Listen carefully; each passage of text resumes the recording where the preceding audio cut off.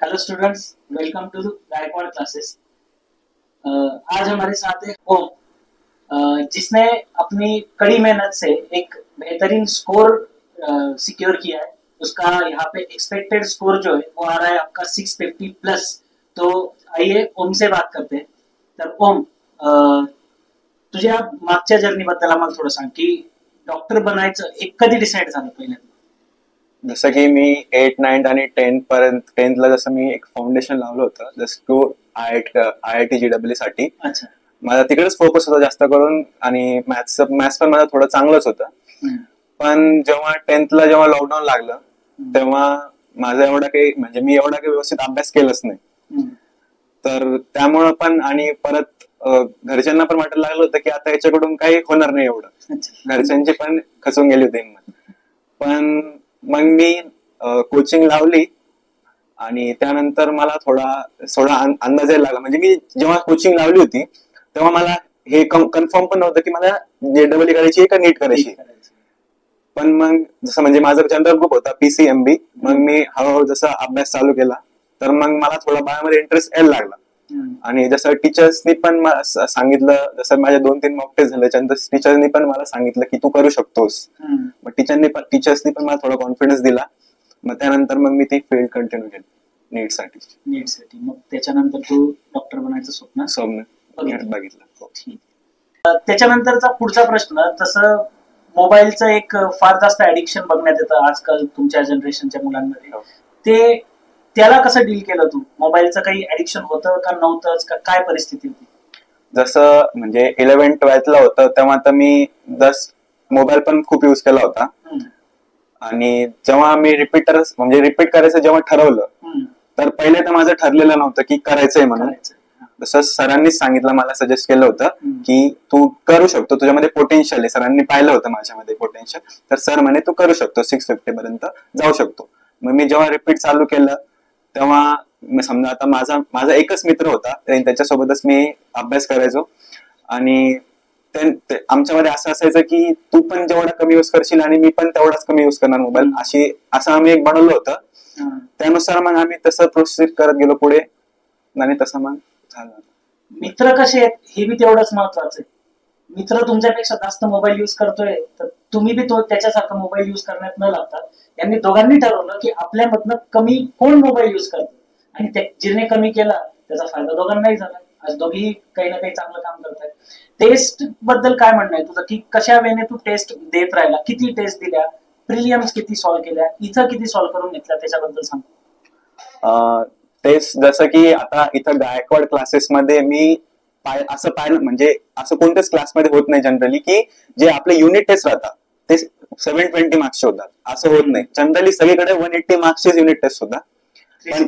म्हणजे बायोसाठी 360 आणि physics chemistry 180 असं जनरली सगळीकडे तेवढं होतं. पण इथं 720 मार्क्सचे व्हायचे. म्हणजे पर चॅप्टर तुम्हाला समजा जर बायोचं जरी झालं समजा 360 समजा, तर समजा झुलॉजीचे समजा एका चॅप्टरवर तुम्हाला 180 मार्क्सचे क्वेश्चन भेटायचे. म्हणजे इतकं डेप्थ मध्ये क्वेश्चन विचारले गेले होते.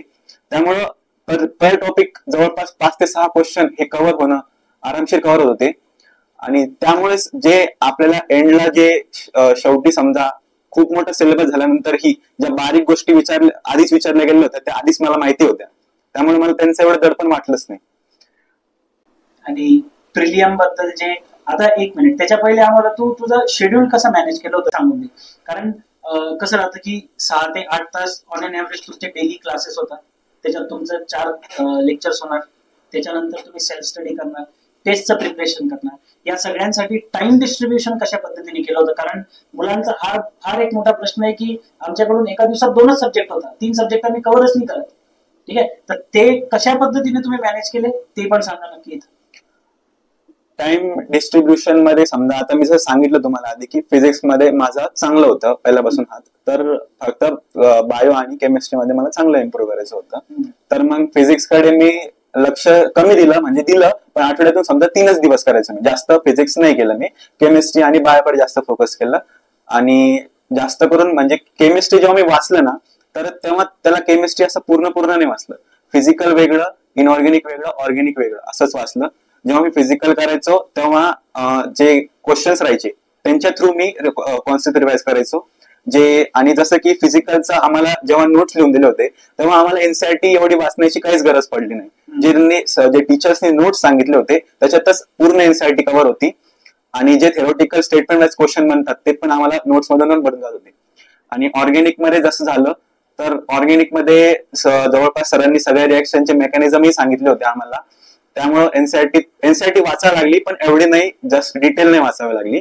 आणि इनऑर्गॅनिक तर जनरली ह्यावेळेस सिलेबस थोडा कमी झालाच होता आणि जो सिलेबस होता त्यामध्ये कोणत्या टॉपिक्स मधून क्वेश्चन येतील हे मॅमने आम्हाला पहिलेच सांगून दिलं, म्हणजे जस्ट प्रिडिक्ट केलं होतं मॅमने की या टॉपिक्स मधून क्वेश्चन येणार आणि त्या टॉपिक्स मधून क्वेश्चन आलेही होते.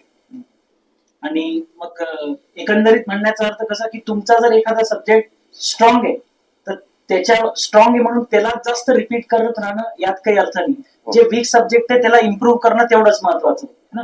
मग आता जसं याने सांगितलं की ड्युरेशन तू म्हणजे पर डेच्या अनुसार डिस्ट्रीब्युट करायचं की फिजिक्स 3 दिवस करायचं बाकी नाही, म्हणजे फिजिक्स तसं नाही. समजा आता बायोकेमिस्ट्री तर दररोज करायचं. बायोकेमिस्ट्रीचं 2 सब्जेक्ट कंपल्सरी करायचे दररोज. पण जस्ट समजा एक दिवस समजा ड्युरेशन किती होता समजा साधारण? ड्युरेशन 2 ते 2.5 तास पर सब्जेक्ट. तर बघा हाय तर जवळपास तुम्हाला तुमचे क्लासेस चालू असतानाच म्हणजे from the beginning at least repeat करत असताना तरी किंवा जे आता अपियर करणार आहेत नेक्स्ट इयरला त्यांचा कमीत कमी 6 ते 8 तास हा सेल्फ स्टडीचा ड्युरेशन आता असलाच पाहिजे है ना. आणि त्याच्यानंतर एकदा तुमचा सिलेबस संपला नोव्हेंबर मध्ये डिसेंबर मध्ये है ना, त्याच्यानंतर काय स्ट्रॅटेजी राहते?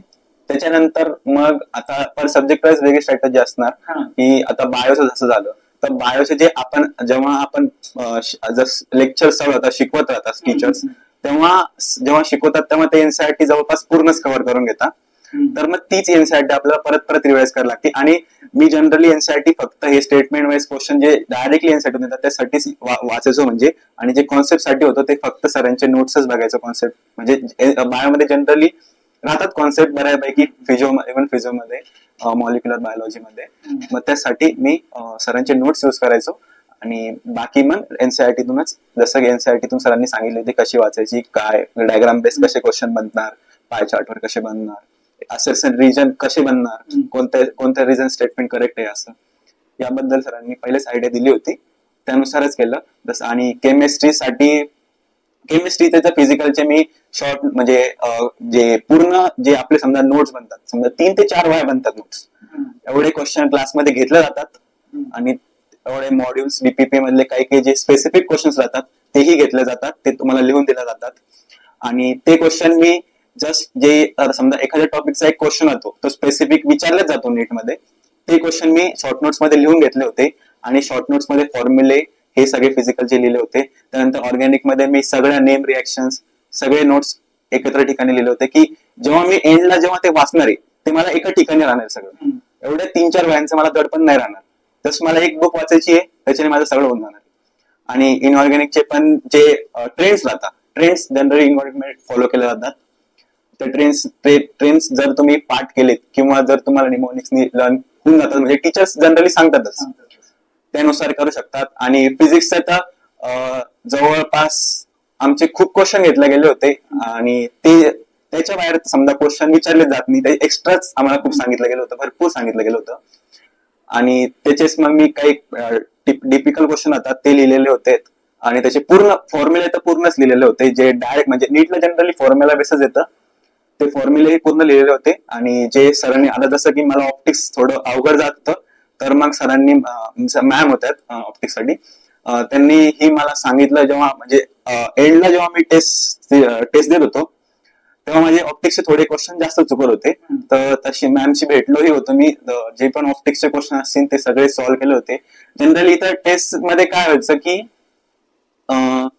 टीचर्स हे टेस्ट झाल्यानंतर लगेच अवेलेबल राहायचे, त्यामुळे टेस्ट झाल्यानंतर लगेच सगळे डाऊट होऊन जायचे.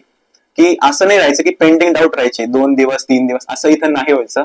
टेस्ट झाल्यानंतर लगेच डाऊट सेशन व्हायचे. त्यामुळे मला खूप मदत झाली आहे टेस्टचे अनालिसिस करण्यासाठी. म्हणजे टेस्ट झाल्यानंतर जर तुमच्या डिफिकल्टी लगेच क्लिअर झाल्या ते तुमच्या लक्षातही राहून जातं है ना. जर ते पेंडिंग राहून गेलं तर कुठेतरी मुलंही कंटाळा करतात, नंतर त्यांना एवढं लक्षातही राहत नाही.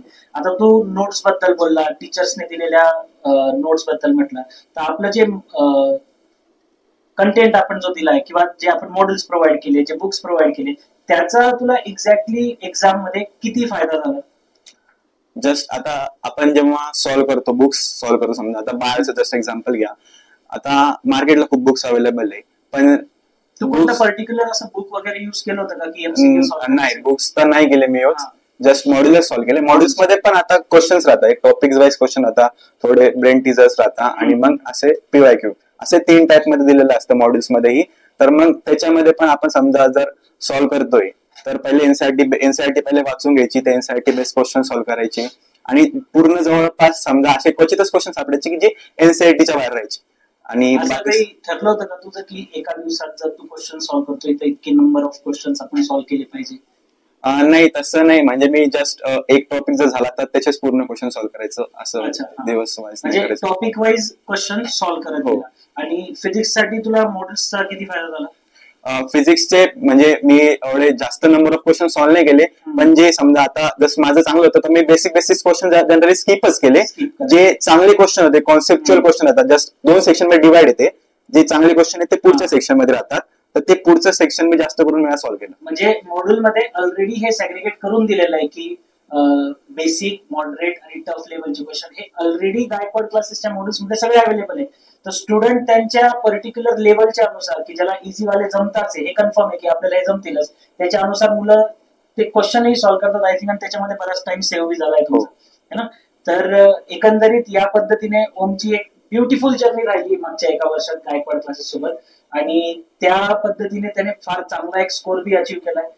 प्रॉब्ली त्याला एखादं एम्स कॉलेजही लागेल किंवा बेस्ट गव्हर्नमेंट कॉलेज तर त्याच्या हातात आहेच, है ना? कॉंग्रॅच्युलेशन टू यू ओम, तुझ्या या ब्युटिफुल मार्क्स बद्दल किंवा ब्युटिफुल जर्नी बद्दल तुला फार अभिनंदन.